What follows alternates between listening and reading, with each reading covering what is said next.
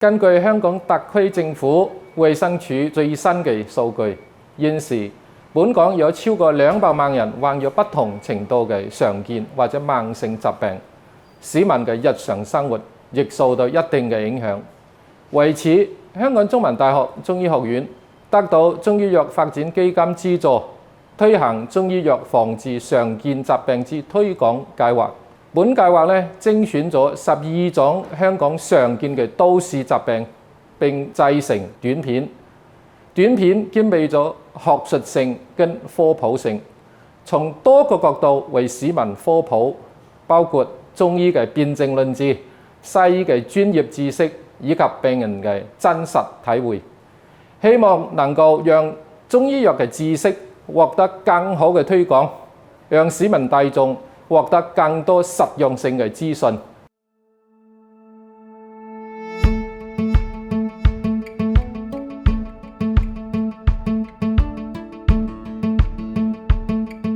我自從17年退休之後咧，得閒啊咁啊同啲朋友飲食食啊，聯絡感情嘅時候咧，就發覺每次飲完啤酒食完海鮮咧，隻腳咧有少少痛，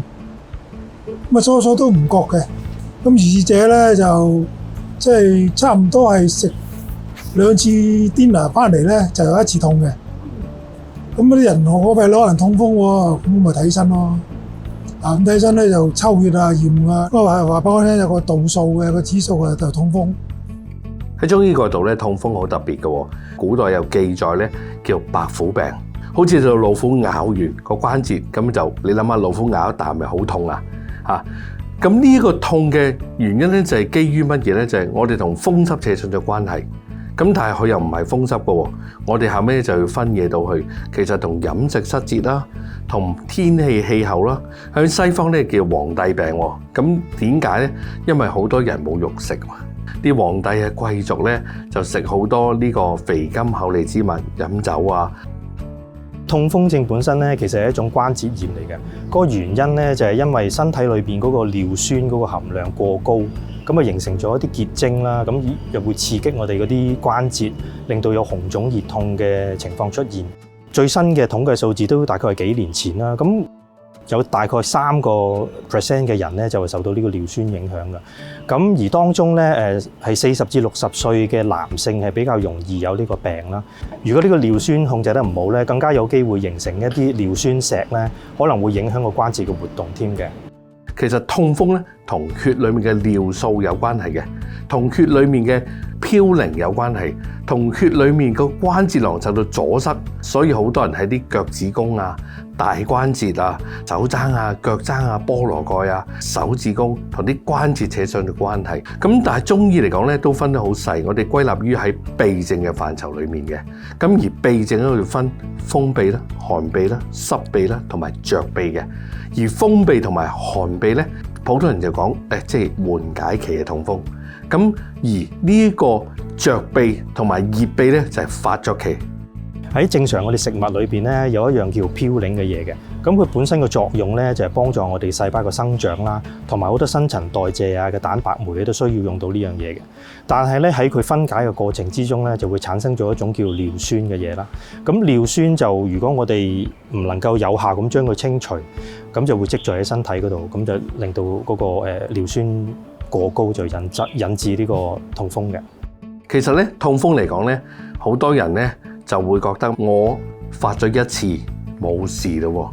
因為好多人咧初頭發作嘅時候咧，都喺2年裡面發過1次，第一次咧可能係圍繞咗2個星期內就會已經緩解嘅咯，可能突然間紅腫灼熱痛一個關節，咁紅腫灼熱痛之後咧就會慢慢咁緩解，但係跟住之後就越嚟越發作得多。咁而個情況咧，就往往一個關節痛，跟住慢慢一路就加上去，甚至乎咧可能牽連到其他嘅大關節嘅。其實大家唔好睇小佢喎，當呢啲痛風石越嚟越嚴重嘅時候咧，甚至會影響到呢個關節咧致殘嘅喎，因為成個關節會俾佢侵蝕晒啲軟骨，而呢啲軟骨咧侵蝕咗你嘅關節就屈伸動彈不得。如果喺急性嘅時期咧，嗰個病人係個關節非常之紅腫啦，同埋好痛啦嚇，咁我哋會用翻一啲比較強力嘅消炎止痛藥。咁另外咧有一隻藥叫抽水仙素啦，亦都係可以好有效咁樣緩解到一個急性嘅發作嘅。咁除此之外咧，個病人如果係有一個比較長期嘅，我哋驗血驗到佢嗰個尿酸過高咧，就更加有另外一啲藥物咧，可以專門係針對減低翻嗰個尿酸嗰個喺血液裏邊嘅含量，咁就可嚟預防佢再次發作嘅。初步至中期之間啦，佢係唔係好嚴重啊，又唔係好犀利，但係咧你有時就會痛到你行又企又唔落咁咯。佢初步都係叫我食藥同埋戒口嘅咋。係啦，咁就係兩樣咁雙管齊下咧，就有啲進展嘅。係西醫嗰個立竿見影會快啲嘅。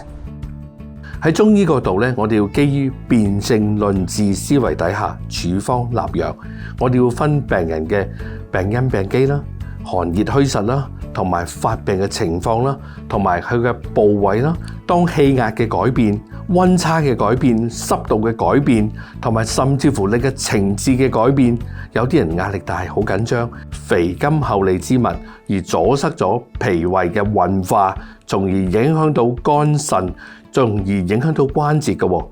基於病人嘅病因病機，然後我哋可以輔以食藥啦，我哋喺裏面內臟嘅調節啦，我哋可以做針灸去舒緩止痛啦，我哋可以用推拿嘅手法，嚴重嘅時候就可以同佢鬆解嘅關節嘅黏連，同埋緩解期，我哋可以舒緩佢周圍嘅經絡，疏通佢，都會有一個好好嘅效果。咁我哋都會見到有好多研究，譬如係關於中醫藥嘅咧，咁都會顯示到嗰個中醫藥係可以有效咁樣降低咗尿酸啦，同埋舒緩到一個急性發作嘅。我哋覺得中西結合咧，絕對係一個好嘅方向嚟嘅，馬上咁樣去止痛啦、舒緩啦，同埋咧呢個病嘅特色就係點樣去提升個腎功能，排泄咗一啲血裡面嘅尿酸，去加速佢個代謝，從而舒緩個關節。個疼痛係一個好重要。我都有睇過中醫嘅，食完西藥之後啦，咁就調理咗一段時間嘅。咁我諗中醫就幫我唔好再復發啦，同埋冇咁易復發或者冇咁痛啊咁樣啦。有時放縱下自己嘅時候咧，就會有啲輕微嘅痛楚嘅。最重要咧，其實就反而係呢個飲食嘅要注意翻。我哋盡量要少食一啲高嘌呤嘅食物啦。咁常見嘅就係一啲紅肉啊、內臟啊、海產啊。咁同埋咧就千祈唔好飲酒啊，因為酒精裏邊咧亦都好高嘅嘌呤嘅。咁其實咧，另外就仲有，如果佢本身嗰個病人有時食開一啲利尿藥啊，或者佢個腎臟嘅功能咧係比較差嘅咧，咁佢對於佢排出嗰個尿酸嗰個能力會下降咗咧，亦都會容易引發咗痛風症嘅。咁仲有一樣嘢咧，就係好多時如果個飲水係唔夠啊、脫水嘅情況咧，咁呢個尿酸亦都會發作㗎。喺臨床上咧，好多咧發覺男係多於女，可能同遺傳都有關係嘅，亦都同荷爾蒙嘅代謝都有關係。有部分研究咧發覺咧，喺女性係有經期同埋荷爾蒙好嘅時候咧，亦都會有助血裡面嘅尿素嘌呤嘅排出。咁所以喺65歲前咧，男係絕對多於女嘅。60零歲打後到100歲啲老人家咧，好多時男女咧都係發覺個比例上咧唔係距離太遠嘅。佢哋臨床上症狀咧，有時女士會更加嚴重，因為女士咧仲有骨質疏鬆會嚟得快一啲。咁佢間接亦都影響啲關節嘅代謝同埋關節嘅退化嘅情況加速嘅。另外咧，飲酒都有影響嘅。當你飲酒嘅時候咧，特別係啤酒嚇，佢好容易會令到加速咁樣排尿。當你加速排尿嘅時候咧，你個身體就唔能夠迅速咁樣去排走晒嗰啲嘌呤。我哋都同時見到咧，佢有一個年輕化嘅趨勢，同埋嗰個人數係會越嚟越多嘅。咁所以最新嘅數字，我相信係會比3% 更高。